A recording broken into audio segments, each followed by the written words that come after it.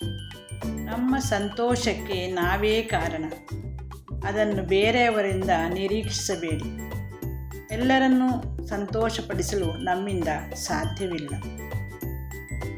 ಬೇಡ ಎಂದು ಹೇಳುವುದನ್ನು ಕಲಿಯಿರಿ. ಎಲ್ಲರನ್ನು ಖುಷಿಪಡಿಸಲು ನಿಮ್ಮ ಖುಷಿಯನ್ನು ಹಾಳು ಮಾಡಬೇಡಿ. ಯಾವಾಗಲೂ ಧನಾತ್ಮಕ ಮನೋಭಾವನೆಯನ್ನು ಹೊಂದಿರಿ. ಇರುವ ಒಂದು ಜೀವನವನ್ನು ಸಂತೋಷವಾಗಿ ಕಳೆಯಿರಿ. ಜೀವನದಲ್ಲಿ ನಡೆಯುವ ಸಣ್ಣ ಸಣ್ಣ ವಿಷಯಗಳಲ್ಲಿ ಆನಂದವನ್ನು ಪಡೆಯಿರಿ. ಜೀವನದಲ್ಲಿ ಯಾರಿಂದಲೂ ಏನನ್ನೂ ನಿರೀಕ್ಷಿಸಬೇಡಿ. ಅದು ದುಃಖವನ್ನುಂಟು ಮಾಡುತ್ತದೆ. ನಿಮ್ಮನ್ನು ನೀವೇ ಪ್ರೀತಿ ಮಾಡಿ. ನಾವು ಬರುವುದು ಒಂಟಿಯಾಗಿ, ಹೋಗುವುದೂ ಒಂಟಿಯಾಗಿ. ನಡುವೆ ಕೆಲವರು ನಮ್ಮ ಜೀವನದ ಪಯಣದಲ್ಲಿ ಬಂದು ಹೋಗುತ್ತಾರೆ.